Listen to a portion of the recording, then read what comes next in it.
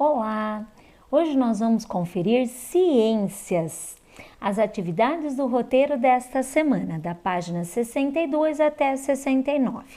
Vocês leram e prestaram bastante atenção que nelas está explicando um pouquinho sobre a fotossíntese, que é a respiração das plantas, respiração de alguns animais e sobre a decomposição, a importância da decomposição e também a preservação de alguns insetos pelo sistema de Ambar, ok?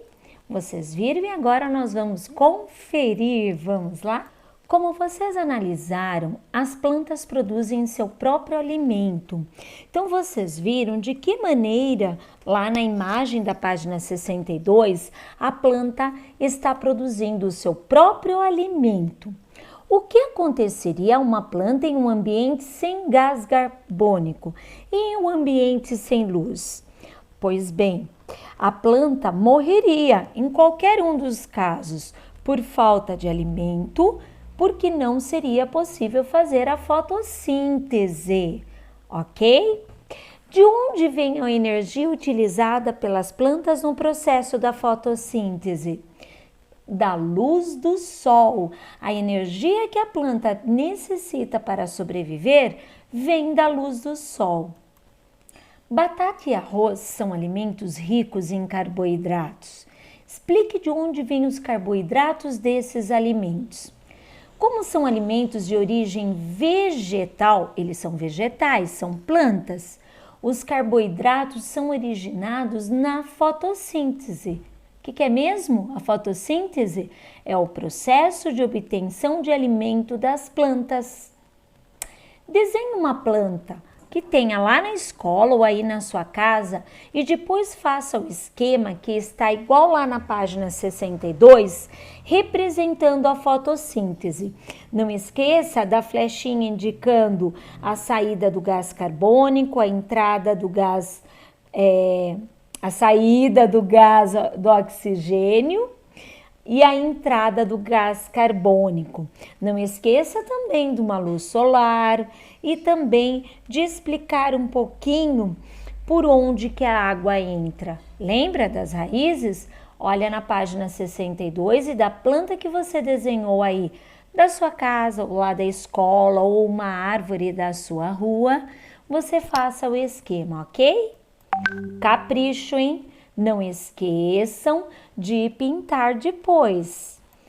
O gás oxigênio, ele é necessário para obter a energia, tanto das plantas quanto na respiração dos animais, não é mesmo? Nós vimos lá na página 64. Você leu com atenção? Se não leu, volte a ler. É bem interessante. Na 65 tá assim, leia o texto, as frases dos balões e responda.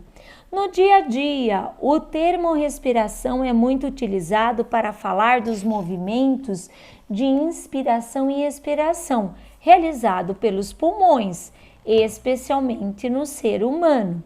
Respire fundo, ele está com a respiração ofegante. Melhor você ir lá fora respirar ar puro. Pense no que você aprendeu sobre o processo de respiração das plantas e animais, lá na página 64. O termo respiração das frases dos balões, esses daqui, tem o mesmo sentido que o conceito de respiração dos seres vivos? Não, né? Não. Nos balões, o termo respiração é usado com o sentido de processo de inspiração e expiração, chamado de ventilação pulmonar. É correto dizer que uma planta não respira porque ela não tem pulmões e não realiza os movimentos de inspiração e expiração? Explique. Não é correto, pois a respiração é o que ocorre nas células das plantas e dos animais. 7. Os golfinhos perseguem grandes cardumes de sardinhas por longas distâncias, mas de tempos em tempos eles precisam subir à superfície para respirar, enquanto as sardinhas não precisam sair da água. Por quê? As sardinhas realizam as trocas gasosas por meio de brânquias. Por isso, conseguem utilizar o gás oxigênio dissolvido na água. Os golfinhos realizam as trocas gasosas por meio de pulmões. Por isso, precisam extrair o gás oxigênio do ar. Ok? Confira sua resposta, arrume, não esqueça da letra maiúscula para começar, dos sinais de pontuação, das vírgulas, do ponto final e também dos acentos, ok? Procure fazer com a letra cursiva, certo? Vamos treinando. Minhocas e formigas passam parte de sua vida no solo, onde fazem túneis. Além de serem úteis para a locomoção, esses túneis são importantes para a respiração desses animais. Explique por quê. Porque esses túneis permitem que o ar entre e se misture ao solo, garantindo a esses animais o acesso ao gás oxigênio. Pois bem, agora a decomposição, lá na página 66.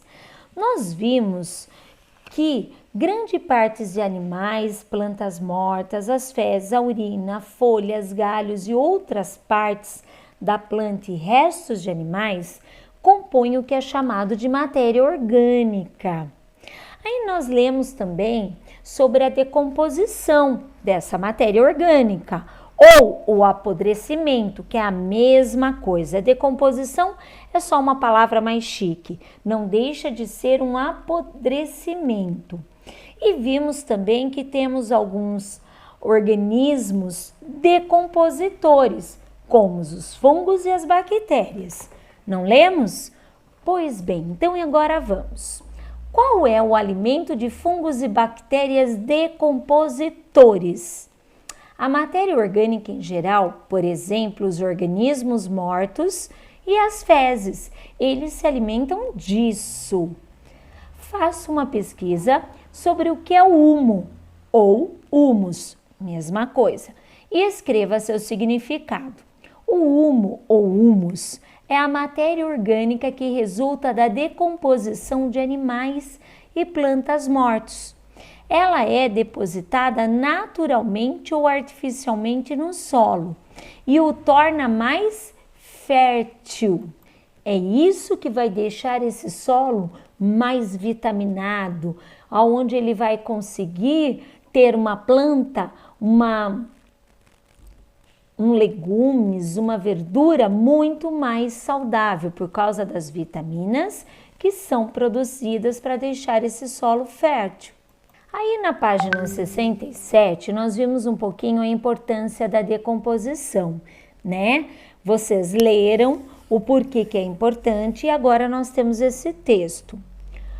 Vamos ler. Os resíduos orgânicos produzidos em casa, como folhas e cascas de vegetais, podem ser aproveitados por meio da compostagem. Nesse processo, a matéria orgânica é degradada e resulta em um composto rico em nutrientes, que pode ser utilizado em hortas e jardins como adubo. Aqui nós temos uma imagem de uma compostagem. Aqui é uma composteira, ok? Ela é feita por camadas.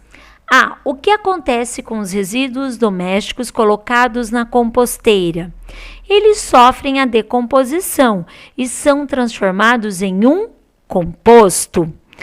Pois bem, vocês acham isso importante para é importante essa compostagem para as cidades? O que você acha? Se todos nós tivéssemos na nossa casa, ou se a cidade tivesse uma grande, seria importante isso para nós? Escreva aí o que você acha. Nós lemos o texto serrapilheira, né? O solo das florestas, que é coberto por uma camada orgânica que chamamos de serrapilheira. Esse era o texto que explicava na página 68, né? Pois bem, vamos interpretá-lo. De onde vêm os materiais que compõem a serrapilheira? vem dos restos de plantas e animais que vivem na floresta. B. Qual é a importância da decomposição na serrapilheira para plantas e animais? É a decomposição que disponibiliza nutrientes no solo, que são absorvidos pelas plantas. Se tem nutriente no solo, a planta no dia a dia vai estar absorvendo. Ao se alimentarem das plantas, os animais também aproveitam os nutrientes liberados pelos decompositores. Então, a planta vai ter um solo com mais nutrientes, ela vai absorver e quem se alimentar daquela planta estará se alimentando de uma planta com muito mais nutrientes, né? O que vocês entendem por ciclo da matéria? Gente, o que é o ciclo da matéria? Lembra? Quando morrem, os seres vivos vão compor a serrapilheira e aí vai ter aquele ciclo de continuidade. Nós temos também lá na página 69 explicando como evitar a decomposição. Dependendo da localidade, da temperatura baixa ou da falta de umidade, isso dificulta um pouquinho a ação dos organismos decompositores, fazendo com que com aquele ciclo, né, da matéria, da decomposição, não consiga realizar, né? E aí nós temos também algumas maneiras de estar preservando os animais para estudo, para conhecimento, até porque em muitos ambientes esse animal não vai conseguir fazer a decomposição. Uma das maneiras é de preservar os animais no ambar, né? Pois bem, pensando nisso, separei para vocês 2 vídeos, um explicando bem a fotossíntese e um explicando. Vocês lembram daquele desenho do Cid cientista? Eu adoro, né? Lá ele vai estar explicando um pouquinho de decomposição, de fazer decomposição, tá? Prestem atenção, assistam os 2 vídeos, organizem as atividades do livro e bons estudos para vocês!